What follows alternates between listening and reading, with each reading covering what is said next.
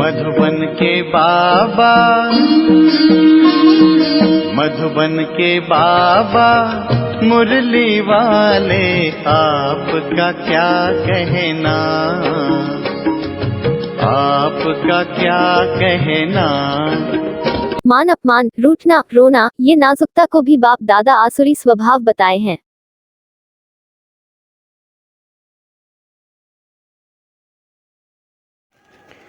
ओम शांति।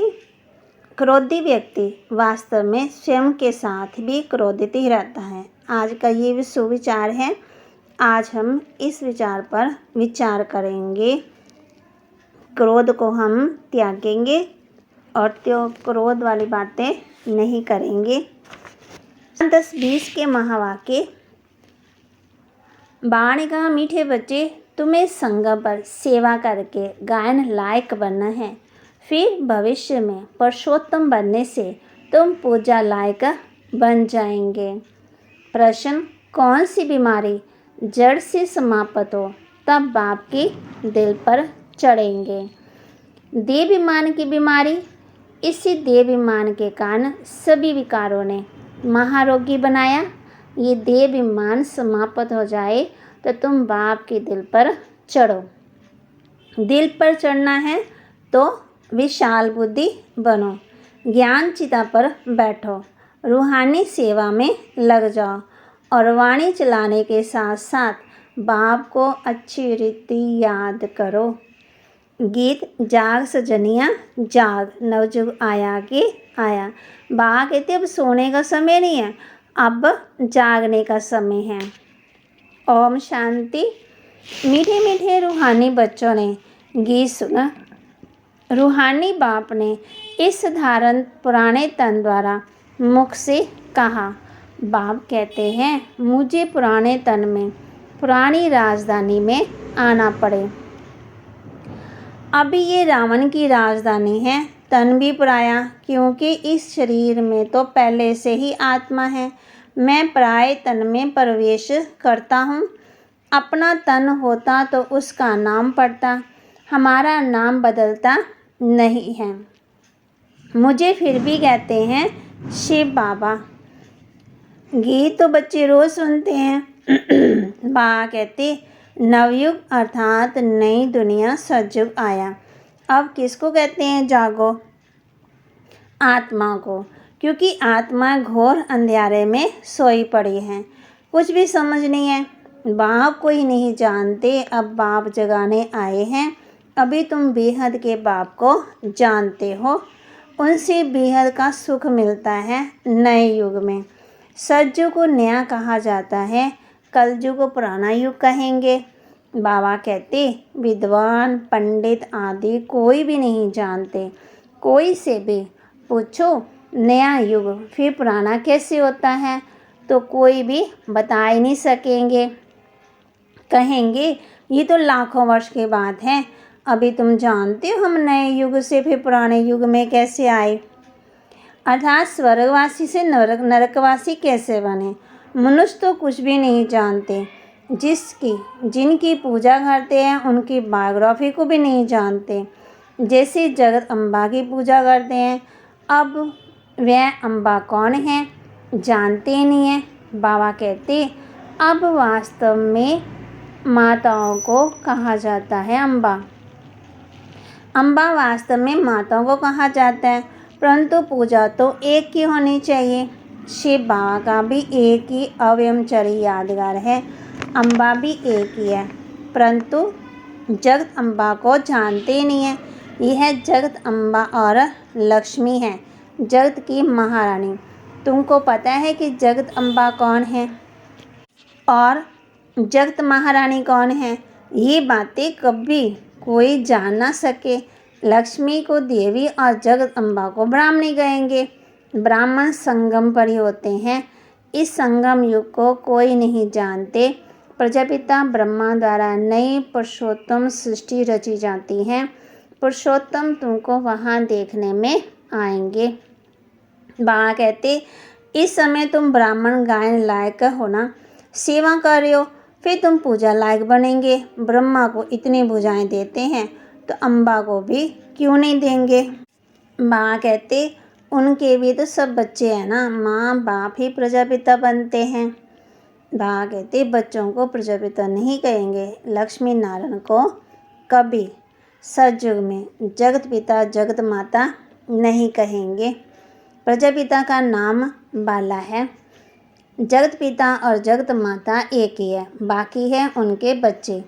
अजमेर में प्रजापिता ब्रह्मा के मंदिर में जाएंगे तो कहेंगे बाबा क्यों नहीं है प्रजापिता। हद के पिताएं बच्चे पैदा करते तो वह हद के प्रजापिता ठहरे, ये है बेहद का। बा कहते शिव बाबा तो सब आत्माओं का बेहद का बाप है। ये भी तुम बच्चों को कंट्रास्ट लिखना है, हद क्या है और बेहद क्या है।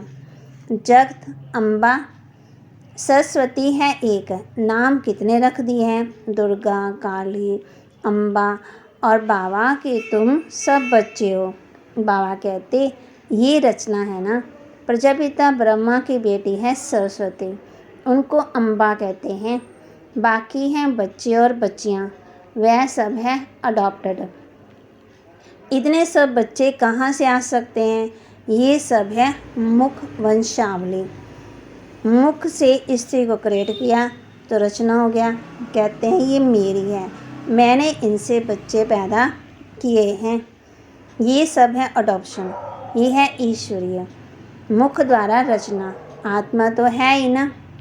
बाबा कहते उनको अडॉप्ट नहीं किया जा सकता। बाप हम बच्चों को बताते हैं, बच्चों आत्मा को नहीं अडॉप्ट करते हैं, बच्चे और बच्चियों को करते हैं ना। ये बड़ी सूक्ष्म समझने की बातें हैं। इन बातों को समझने से तुम ये लक्ष्मी नारायण बनते हो। कैसे बने ये हम समझा सकते हैं। क्या ऐसे कर्म किए हैं जो ये लक्ष्मी विश्व के मालिक बने। तुम प्रदर्शनी आदि में भी पूछ सकते हो, तुमको मालूम है इन्होंने ये स्वर्ग की राजधानी कैसे ली। तुम्हारे में भी अर्थात रीति हर कोई नहीं समझा सकते, जिनमें दैवी गुण होंगे, इस रूहानी सर्विस में लगे हुए होंगे, वह समझा सकेंगे। बाबा कहते बाकी तो माया की बीमारी में फंसे रहते हैं, अनेक प्रकार के रोग हैं। बाबा कहते देहाभिमान का भी रोग है, इन विकारों ने ही तुमको रोगी बनाया है। बाप कहते हैं मैं तुमको पवित्र देवता बनाता हूँ। सर्वगुण संपन्न पवित्र थे, अभी पतित बन गए हैं। बेहद का बाप ऐसे कहेंगे, इसमें निंदा की बात ही नहीं है, ये समझाने की बात है। भारतवासियों को बेहद का बाप कहते हैं। मैं यहाँ भारत में आता हूँ, भारत की महिमा तो अपरंपार है। यहाँ आकर के नरक को स्वर्ग बनाते हैं, सबको शांति देते हैं, तो ऐसे बाप की भी महिमा अपरंपार है, पारावार नहीं है। जगत अम्बा और उनकी महिमा को कोई भी नहीं जानते, इनका भी कंट्रास्ट तुम बता सकते हो।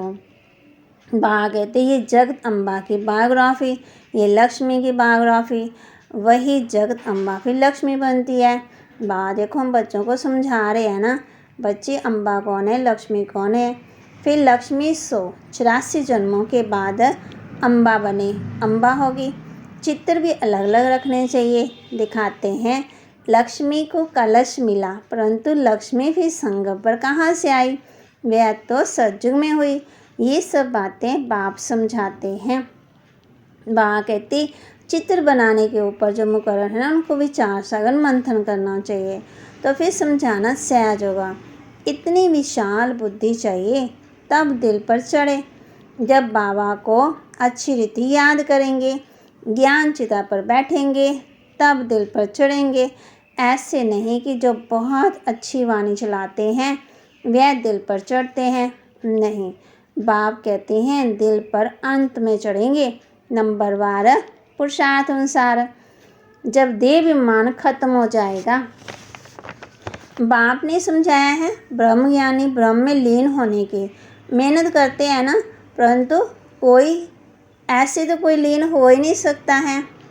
बाकी मेहनत करते हैं, उत्तम पद पाते हैं, ऐसे ऐसे महात्मा बनते हैं। तो बा कहते महात्मा को हीरे में सोने में वजन करते हैं ना, क्योंकि ब्रह्म में लीन होने की मेहनत तो करते हैं ना। तो बा कहते तो मेहनत का भी फल मिलता है, बाकी मुक्ति जीवन मुक्ति नहीं मिलती है। तुम बच्चे जानते हो अब ये पुरानी दुनिया गई के गई। इतने बम्स बनाए हैं साइंस ने, क्या रखने के लिए थोड़ी बनाए हैं। तुम जानते हो पुरानी दुनिया के विनाश के लिए ये बम्स काम आएंगे। बा कहते अनेक प्रकार के बम्स हैं। बाप ज्ञान और योग सिखलाते हैं। फिर राज ऋषि डबल सिरताज देवी देवता बनेंगे। कौन सा ऊंच पद है?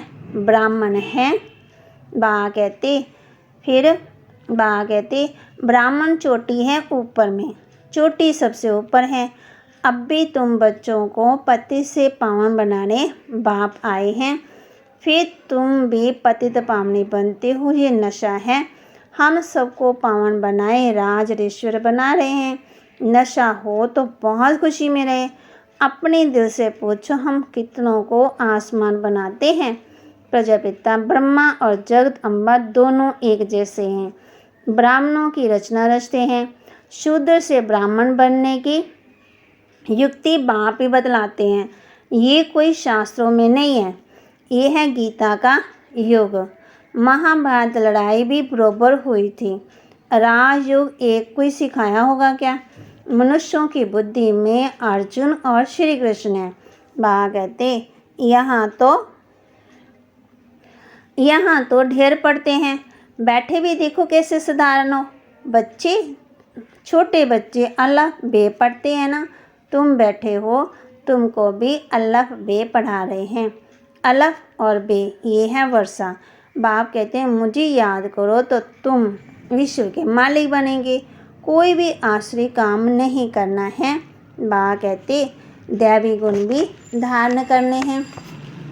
देखना है हमारे में कोई अवगुण तो नहीं है। मैं निर्गुण हारे में कोई गुण नहीं। अब भी निर्गुण आश्रम भी है, परंतु अर्थ कुछ नहीं समझते। निर्गुण अर्थात मेरे में कोई गुण नहीं है। अब गुणवान बनाना तो बाप का ही काम है।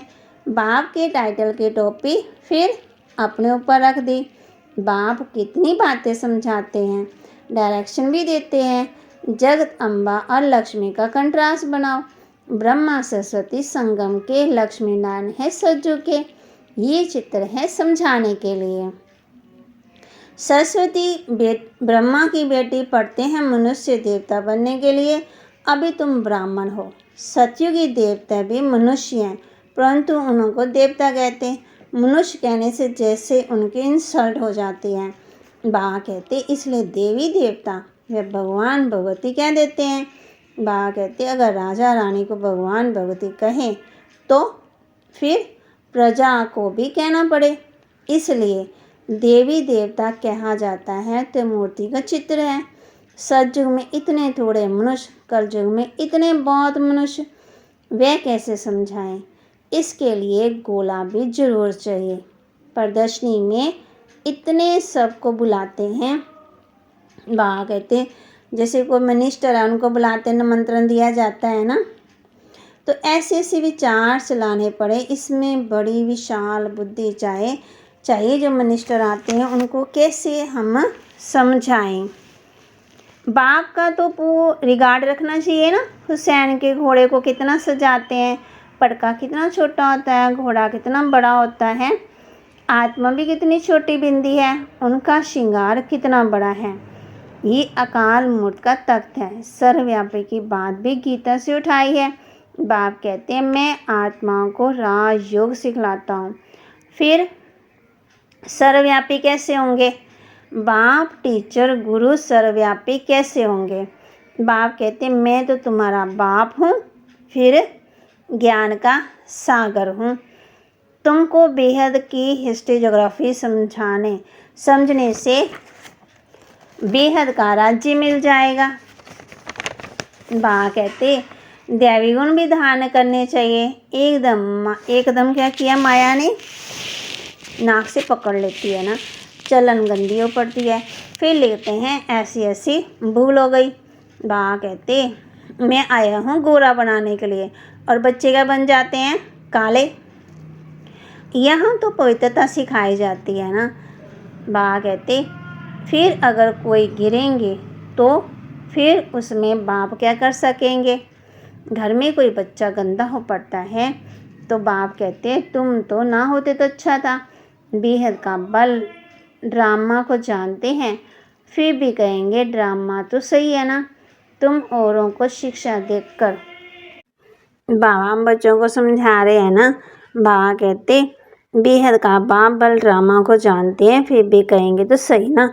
तुम औरों को शिक्षा दे करके खुद गिरते हो तो 1000 गुना पाप चढ़ जाता है। कहते हैं माया ने थप्पड़ मार दिया। बाबा कहते माया ऐसा थप्पड़ मारती है जो एकदम अकल ही गुम कर देती है। ये सही क्या है गलत क्या है उसकी पहचान नहीं रहती है।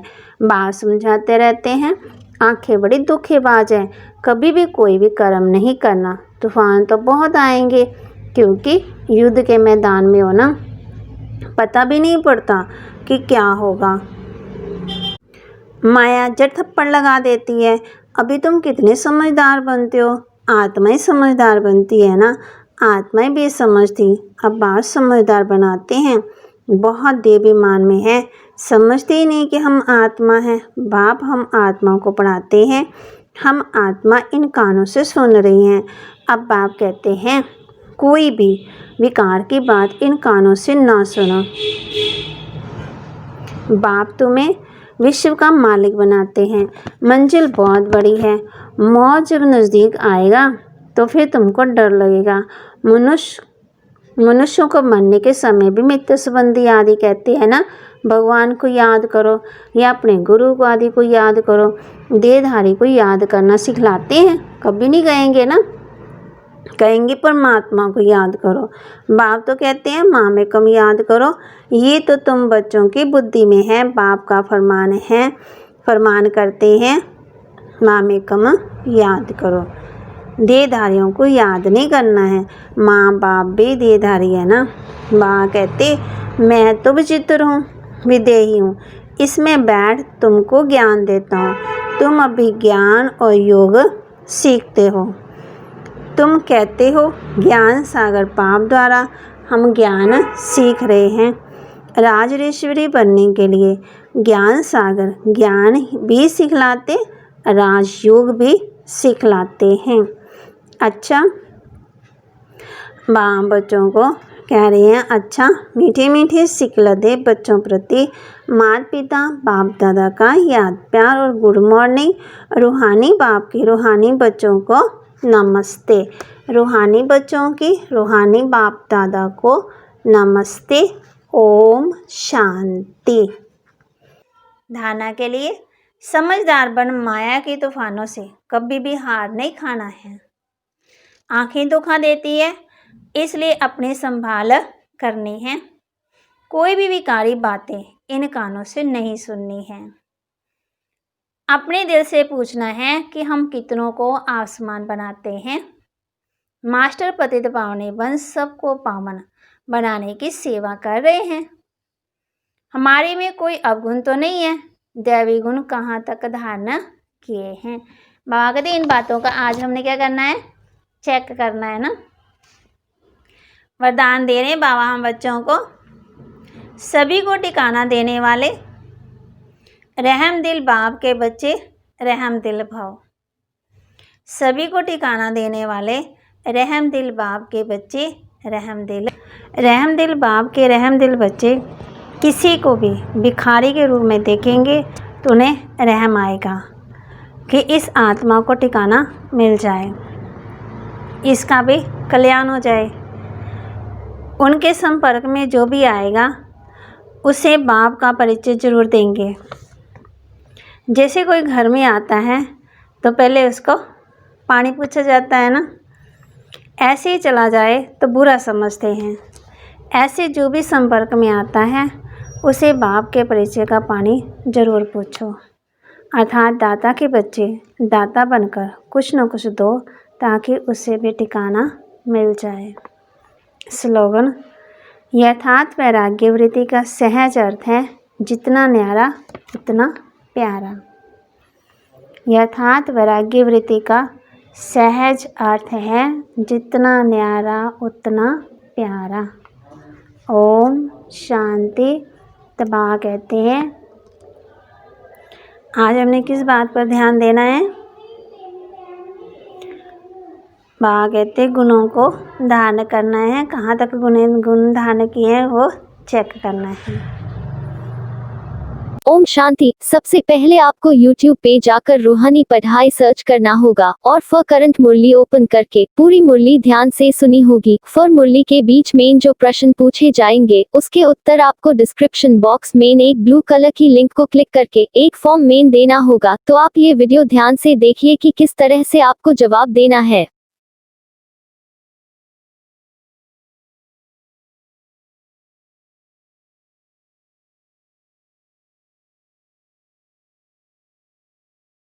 जैसे ही ये फॉर्म ओपन होता है आप फॉर्म को ऊपर करके नीचे प्रश्नों तक पहुंच जाइए। फिर जो भी प्रश्न आपको दिख रहे हैं उसकी सही जवाब दें। जैसे कि मुरली के आंसर, आपकी फोन नंबर, आपका नाम और फॉर्म फिल करने के बाद सबमिट बटन पर क्लिक करें। ओम शांति।